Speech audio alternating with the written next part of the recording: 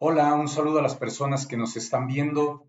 Bienvenidas, bienvenidos a Escolella 4.0, un espacio destinado a la difusión, el intercambio y la discusión de ideas vinculadas con lo educativo. Vamos a dar cierre a los dos videos anteriores sobre el libro Pedagogía de la Autonomía. Vamos con el tercer capítulo, donde Paulo Freire nos dice que enseñar es una especificidad humana. El autor explora en este último capítulo 9 aspectos fundamentales que deben guiar la práctica docente. Particulariza sobre la enseñanza, habla sobre la seguridad, la competencia profesional y generosidad del docente, que enseñar implica compromiso, implica también comprender que la educación es una forma de intervención en el mundo. Enseñar hace hincapié en la libertad de autoridad por parte del docente, en la toma consciente de decisiones. Enseñar requiere la capacidad de escuchar. Enseñar también nos dice, implica reconocer que dentro de la educación hay una carga ideológica, a su vez la disponibilidad para el diálogo, y por último habla sobre el afecto de quien enseña hacia los estudiantes. En este análisis vamos a abordar aquellos puntos que me gustaría destacar por su relevancia y por la profundidad que pueden adquirir dentro del contexto educativo. Primer aspecto, seguridad, competencia profesional y generosidad en la enseñanza. Freire argumenta que la seguridad del docente al desarrollar sus roles está estrechamente vinculada con su competencia profesional. Dice que un educador competente es aquel que toma en serio su formación, se prepara y enfrenta con responsabilidad los desafíos inherentes a la enseñanza. Sin embargo, el autor señala que la competencia profesional no siempre se traduce en prácticas democráticas en el aula. No obstante, es posible que un docente con un alto nivel de conocimiento sea autoritario dentro de sus prácticas didácticas, mientras que otro con menor preparación pueda adoptar un enfoque más democrático que incida directamente en la participación del grupo o de los aprendientes. La relación entre autoridad y libertad en la enseñanza es crucial para Paulo Freire, quien sostiene que esta autoridad se debe manifestar a través de la generosidad y el respeto por la libertad del alumno. Para él, la generosidad se expresa en comportamientos democráticos que evitan la soberbia, la arrogancia, que promueven relaciones justas, serias y humanas, que a su vez fomentan la creatividad y libertad de acción en el aula. Esta práctica no está en conflicto, y es importante decirlo, con la disciplina necesaria que debe permanecer en el ámbito educativo. Por el contrario, es fundamental este tipo de prácticas para que tanto docentes como estudiantes puedan desempeñarse de manera óptima. Freire enfatiza que la construcción de la libertad en el aula se logra a través de la discusión, de la problematización de diversas situaciones dentro de un marco ético que responsabiliza a las personas de sus acciones, de las relaciones que se establecen con los demás, y me gustaría hacer una acotación para que no se vaya a malentender este punto. Desde luego que hay reglamentos, normas dentro de las aulas y bueno, estas se tienen que acatar o dentro de las instituciones educativas, no las estamos dejando de lado. En este enfoque, Freire habla sobre una línea que conduce hacia la autonomía, donde se espera que los individuos, más que ser guiados, gradualmente sean capaces de reinventarse, de redefinir sus roles en la escuela, en el aula, en la sociedad, de una manera consciente y responsable. Siguiente aspecto, el compromiso en la enseñanza. Freire resalta la importancia del compromiso en la práctica educativa, subrayando que el docente debe resistir a las formas que la ideología dominante ha intentado imponer para neutralizar a la educación y desde luego al actuar del docente, buscando hacer de ellos muchas veces agentes apolíticos. En este proceso, según el autor, se va privando a los educadores del sentido de la importancia que tienen sus roles en un sentido amplio, no solo como profesionales de la educación. Para ello, el autor argumenta que enseñar es un acto político por naturaleza, ya que la educación tiene el poder o bien de reproducir los discursos, la estructura existente, o por otra parte de desafiar a la ideología dominante. Por lo tanto, la educación no es neutral. En este sentido, Freire habla acerca de esta visión sobre lo educativo y enfatiza que es un instrumento o una herramienta para intervención en el mundo, aunque reconoce que la educación puede ser utilizada como un agente reproductor de la ideología dominante, también puede, y ese sería el ideal que persigue a través de este libro, de estas ideas que se han ido exponiendo, eh, cuestionar y resistir estas ideologías. En este sentido, Freire aboga por la capacidad de indignación y resistencia frente a las transgresiones éticas y a los actos inmorales. Un poco recuperar la capacidad de indignarnos ante las injusticias. En cuanto a este planteamiento, la educación debe fomentar el pensamiento crítico, la toma de decisiones conscientes y la adopción de posturas que permitan a los individuos intervenir activamente en la sociedad. Siguiente idea, toma consciente de decisiones y la politicidad de la educación. Freire destaca que enseñar implica una toma de decisiones que ha de ser consciente, teniendo en cuenta el aspecto político implicado en lo educativo que mencionamos anteriormente. Este acto de intervención en el mundo tiene implicaciones políticas porque es un hecho humano y que afecta a los humanos y que se lleva a cabo dentro de círculos donde hay humanos. Y esto puede tomarse o puede aplicarse para bien o para mal. Esta educación puede mediar entre las formas de vida social y los enfoques de vida individual. Y en este proceso se deben considerar posturas políticas, los diferentes valores existentes, así como las diversas formas de ser y estar, incluso de percibirse en el mundo. El autor subraya que esta relación entre educación y política debe ser abordada con seriedad, ya que dicha relación implica de manera indispensable el establecimiento de prácticas que permitan a las personas luchar por establecer el respeto, por rescatar este sentido de dignidad de todos aquellos que están involucrados en el hecho educativo en un primer momento y después socialmente hablando.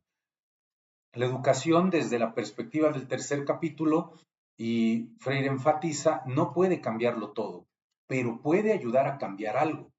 Este potencial que tiene esta actividad humana se realiza cuando las personas van aprendiendo a cuestionarse, a pensar críticamente y a valorar eh, esta parte fundamental que es la vida. Sin la vida no pueden existir todos los otros actos de los que hablamos previamente. Así la educación se convierte en un medio para que los individuos intervengan activa y de manera responsable en el mundo, contribuyendo, coadyuvando a la construcción de una sociedad más justa y equitativa. Cuarta idea, la escucha activa como práctica educativa.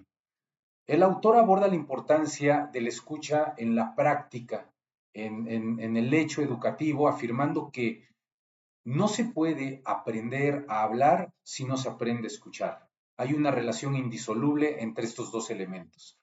Se cuestiona por qué algunas prácticas educativas asfixian la libertad y con ello la capacidad de las personas para aventurarse en la búsqueda del conocimiento. En el texto se identifican algunas prácticas domesticadoras, que este es un concepto muy propio de Freire, como responsables de enajenar a las personas, de burocratizar sus mentes y de someterlas a ideologías fatalistas que la mayoría de las veces no son cuestionadas o sometidas a un análisis crítico. Todo lo contrario, se aceptan de manera pasiva.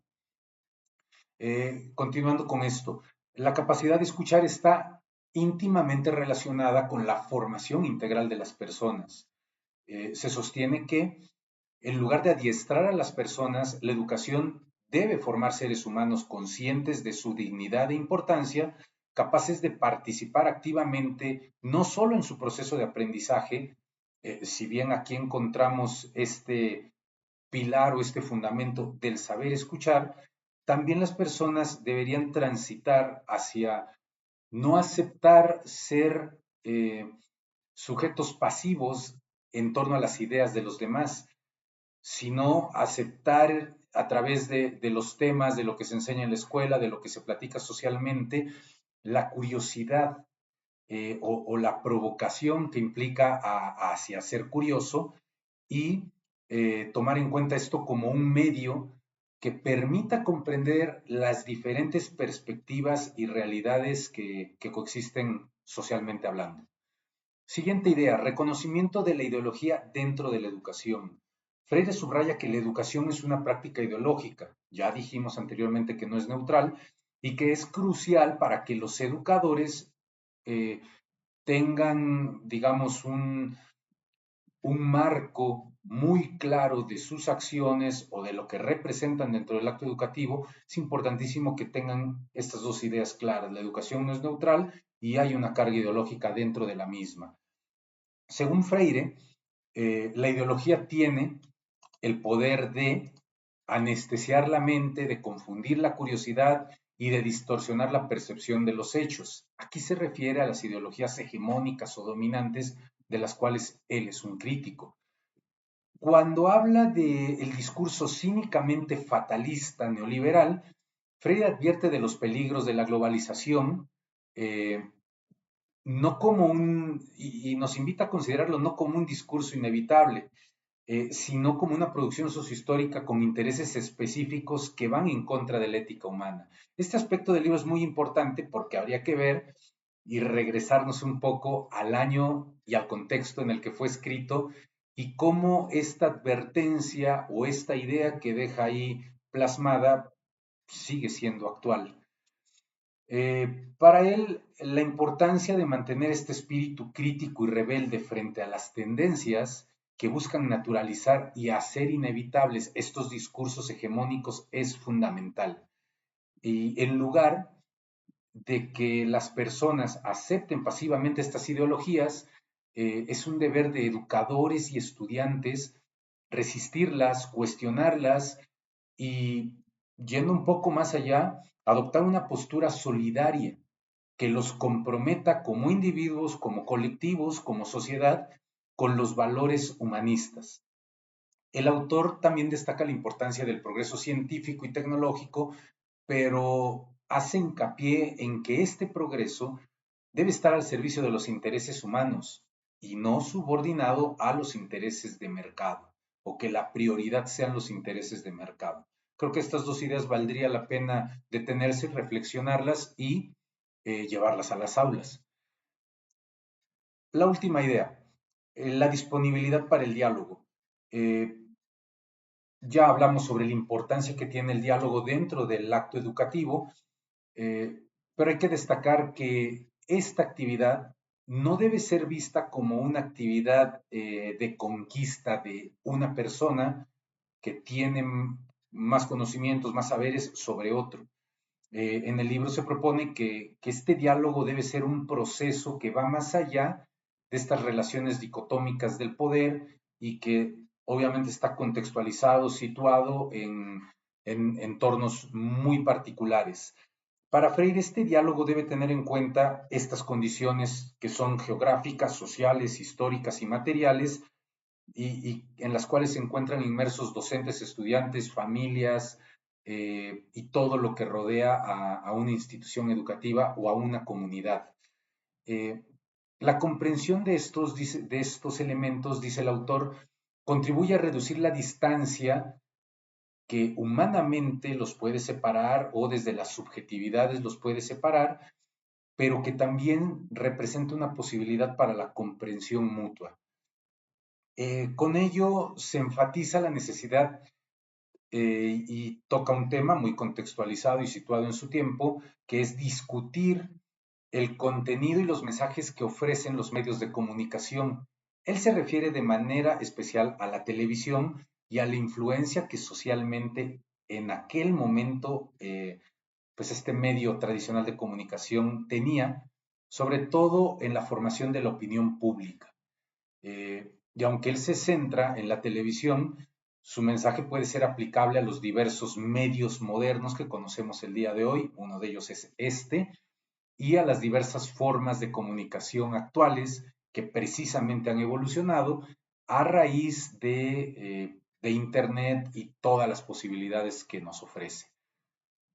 El autor enfatiza en el diálogo crítico sobre los mensajes y la información que se difunde a través de estos medios como un criterio esencial para identificar cuáles son las cargas ideológicas implícitas y que a partir de este análisis se pueda desarrollar una conciencia eh, que permita ampliar todo aquello que estamos considerando dentro de un proceso de enseñanza-aprendizaje, eh, no pensando en la persona solo como alumno, sino pensándola como ciudadano, como miembro de un colectivo, de una sociedad, incluso más allá del espacio geográfico con este beneficio que nos ofrece el Internet, por ejemplo.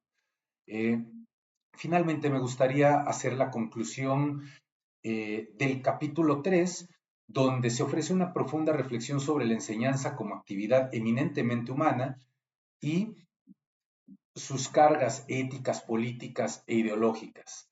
Es interesante este capítulo porque de alguna manera nos está invitando a repensar el rol del educador, de la educación en la sociedad y a destacar la importancia de estos criterios fundamentales que debe tener el docente como, como profesional de la educación, pero también como una persona con compromiso, con escucha activa, con toma consciente de decisiones y con una disponibilidad permanente hacia el diálogo. Estos elementos me parece que son fundamentales para construir o transitar hacia una educación que no solo sea transmisora de conocimientos, sino que logre uno de estos ideales que se buscan, que es fomentar la autonomía, el pensamiento crítico y un compromiso ético ante ya sea las problemáticas sociales que estamos viviendo o que este compromiso ético sea el sustento para una transformación social profunda, duradera. Bien, con este material concluimos el análisis de la obra que hemos dividido en 3 videos. Este es el último de ellos. Les quiero agradecer por seguir los contenidos, por hacernos llegar comentarios. Eh, Aquí encuentran dentro de este canal la posibilidad de que podamos entablar un diálogo, aunque sea a la distancia. Y bueno, suscríbanse de manera gratuita al canal y seguimos en comunicación. Muchas gracias.